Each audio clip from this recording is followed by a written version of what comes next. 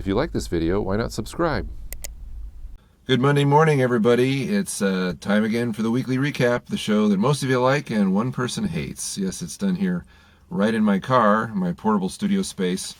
And if you've never seen the show before, it's basically a podcast, so you can tab away at any moment and just listen. It's kind of a Q&A show where I go over last week's emails, comments, and provide all the links from last week on Facebook and Twitter in the description below. So if you don't want to listen to me, then you can just read the description to see all the great stuff that accumulated this past week.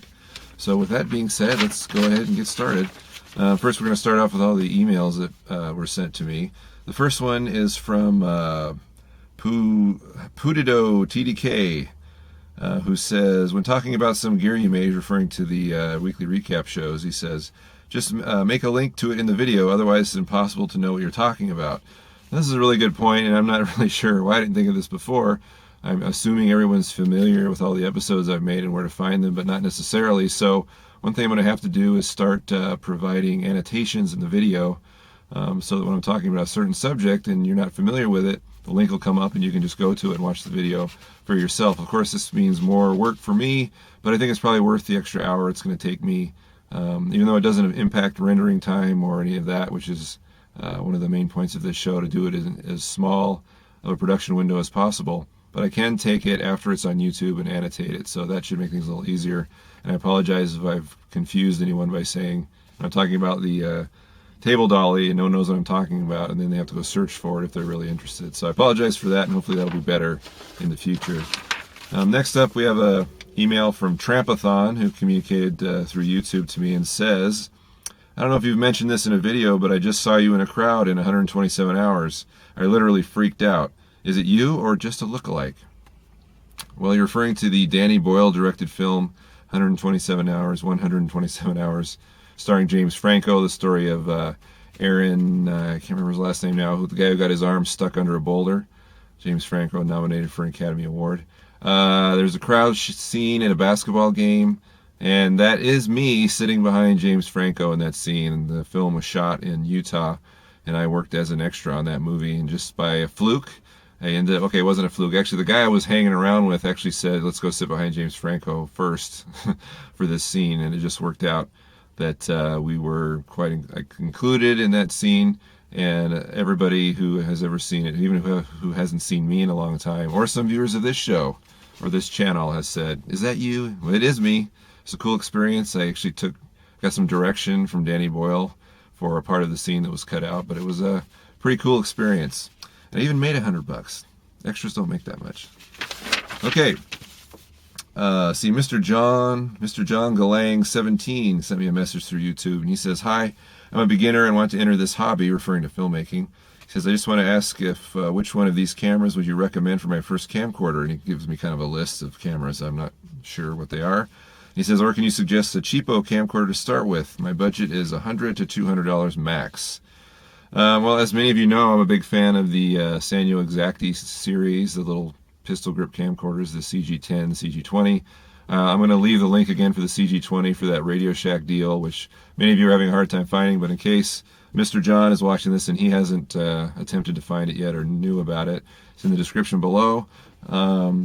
That's the only camera I'm aware of right now. I know there's a Canon Vixia, but it's about $300. It's pretty good. So I'm going to open it up to everybody. In fact, this is going to be the question of the week, is what's the best entry-level camcorder between $100 and $200?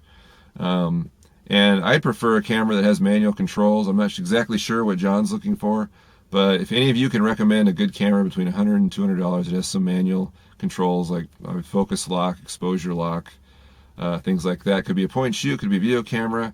I don't care. I just want one that you like and that you can recommend. So please post a comment below and help John out. Okay, Go Buy a Rich sent me a message through YouTube, and he asks, what's a cheap portable power source for lighting? I'm thinking of shooting videos at night and don't know what to do except plug them into my car, and I don't know if it's going to drain my battery. Well, if you do have an inverter and you can plug them into your car, it will drain your battery. I've often taken some beefier inverters, like 300 or 400 watt inverters, and the kind that is actually clamped to your car battery, not just through the cigarette lighter, and had the car running while I powered lights. But the disadvantage of that is, of course, it makes noise, and it also doesn't drain your battery, but you only have about 300 or 400 watts to work with. And if you are using any kind of incandescent or bulb lighting, tungsten lighting, or even like work lights, those are 250 watts at least, or 500 watts. And you can see a 400 watt inverter is going to max out really fast. The traditional method of powering lights at night is to use a generator. You can rent a generator. Harbor Freight Tools has an inexpensive generator for a little over $100. I put that link in the description below. That's an 800 watt generator that you could power a few lights off of. And to figure that out, I just have to look at your bulbs. How much power are they using? 100 watt bulbs, 75 watt bulbs, whatever. LEDs use less power. But then with a generator, of course, whether you rent one or buy one, it's going to be noisy. So typically what you'll do is you run it a long way from the location if you care about sound. If you don't care about sound, it's great. Put it right next to the camera. But if you do care about sound, usually professional crew will cover it with a sound blanket and put it a long way away from the microphone, but even then they're loud. So that's my suggestion. A generator, that's what they've always used. Call them Jennies, and they can be an answer to your problem. I don't really recommend the inverters or the portable batteries that you'll see, just because they don't have that much power. You're going to be stuck with 200 or 300 watts, and that won't power that many lights. So I guess it just depends on your needs. Okay, the Good Bad Bringers contacted me through YouTube and asks, is it possible to add wheels to the camera crane jib? And in that video, he's referring to the Frugal crane, which I'll leave an annotation to so you can see what he's talking about. They're actually, in that video, I did have wheels attached to the bottom. They're called tripod dollies. You just attach them to the bottom of your tripod. They have like 3 caster wheels so you can roll them around. Actually works really great for the crane because I've used them before. Now you can buy these. I've left a link in the description below. Again, they're called tripod dollies. There's one Cowboy Studio makes. You can get it at Amazon. It's $33, which isn't a horrendous price. Mine, the one I picked up, I actually got it I had a relative who passed away, and they were just getting rid of a lot of his stuff, and he had one of these old, kind of cheap, it was a tripod dolly, and I inherited it, and so I use it. It works really good. It's made out of metal. But if you have to buy one, check around. eBay has them too. But if you want one new, Cowboy Studio, $33, not a bad deal, and it'll give you what you want. All right, see, on to comments now. 2315 Marco made a comment on the weekly recap video last week, which I do with Twitter, and responded or asked, how can we send pictures from our Facebook page to your Facebook group so that others can see our rigs? Now this is standard in any Facebook page. There's a little share link under each picture, video, or things you want to share. Just click on the little share link. Another menu will come up, and you'll have a share drop-down menu. I believe it starts off with on your wall, but it's got a little arrow, and you click on the arrow and it drops down, and one of the options is in a group. And then once that's back up, it'll ask you what group do you want to go to. You just type in the Frugal Filmmaker, and if you're a member, it'll auto-populate, and just click OK or share, whatever the OK confirmation button is, and it'll send it to you. It'll send it to the group. Okay, On the Spot Tech 2 had a comment on tip airsoft gun props, episode where I talked about using airsoft guns, and he said, where'd you buy the G36? That was the assault rifle prop that I was waving around in that episode. I got mine at a local airsoft store, as well as online from hobbytron.com. I'm leaving a link below to the exact model of G36 that I used. It's actually called a Spring Double Eagle M41A G36 rifle airsoft gun. And when I checked this last night, they were sold out, but it's only $13, so they'll probably return. I think that's a pretty popular model, but that's where I got mine. Next comment was made from one Shiesty. Made a comment on the Frugal Floater, the DIY Steadicam that I made. He asks, where do you get the PVC plugs? I'm working on a couple of your builds, but Home Depot nor Lowe's has those plugs here in CA. I'm assuming that's California. Not Canada. So it throws off the parts list. I have to go back to get longer bolts to make it work. It seems like this is becoming quite a problem. I'm using a lot of these half-inch PVC plugs because they work on so many things. I really like them, and they're inexpensive. But people keep telling me they're having a harder and harder time finding these things, and I looked for an online resource, and I couldn't really find them that was affordable. I mean, you can go on eBay and find them, and they want like $15 shipping for one 75-cent plug or something, so it's ridiculous. So I'm going to put it out to you, since I seem to be failing coming up with a good resource for these outside of the stores that I live around. Is if maybe some of you out there found a good online resource for these that anyone can order from, please leave it in the comments below to help out one Shiesty and everyone else who seems to have the same problem. Oh, also, have you tried Ace Hardware? There might be one of those in your town, or any hardware store that sells PVC parts. But I use Ace, as well as Lowe's and Home Depot. Okay, Tall Eat made a comment on make a PVC table dolly for under $20. He asks, anyone have any ideas on how to stop the wheels from getting loose?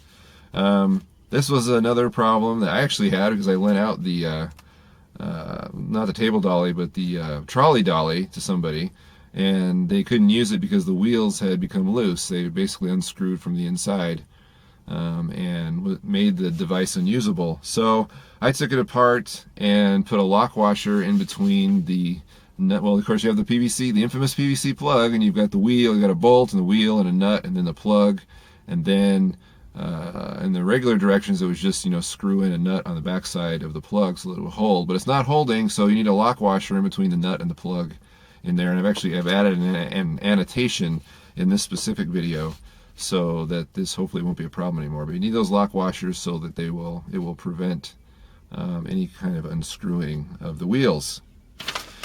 Okay, Full of Flail made a comment on make a mic shock mount for $1.20. He says, would you be able to mount the Zoom H1 onto the shock mount, in the shock mount?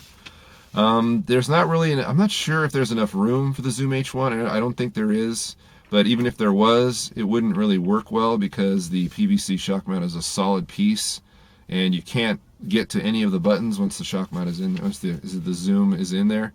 So, I assume you could hit record and then stick the zoom in there, but then you have to take it out to stop it or do any kind of adjustment.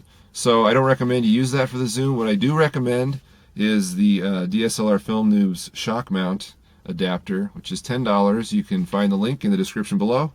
And he custom made these using a 3D printer, and they work really well for the zoom or any portable recorder. The Tascam DR05 is another one that he's been successfully mounted in these things, and they're really well made. They're sturdy. They're only $10. It's not bad, and you're supporting another independent filmmaker on YouTube. So I recommend you check that out. All right, JGone97 replied to a comment on clamp lighting. He said, "Can I use the 3-point lighting while only using 3 clamp lights? If I can, will that work to light a green screen?" I'm not quite sure of your question. I think what you mean is, okay, for 3-point lighting is all I need 3 lights, and that's true. You've got your key light, your fill light, and your backlight. That's 3 lights. I also talked about in the video how if you want if you want the background to be illuminated, you're going to need a 4th light.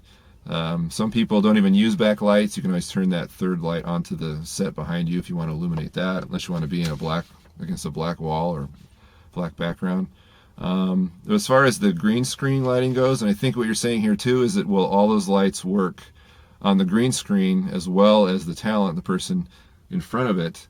And I'm going to say no, that you need to light your chroma key, your green screen, independent of the person that's in front of it. In fact, the person that's in front of it should be like 6 to 9 feet in front of it.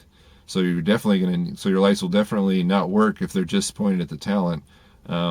But you want them far away from the chroma key so that there's no spill, there's no green, because you're lighting something standing in front of a green wall, and you're lighting yourself as well as the wall. You're going to get a reflection of green onto your shoulders and face, and it doesn't look that good or key that well. So you're going to need lights for the chroma key as well as for the person.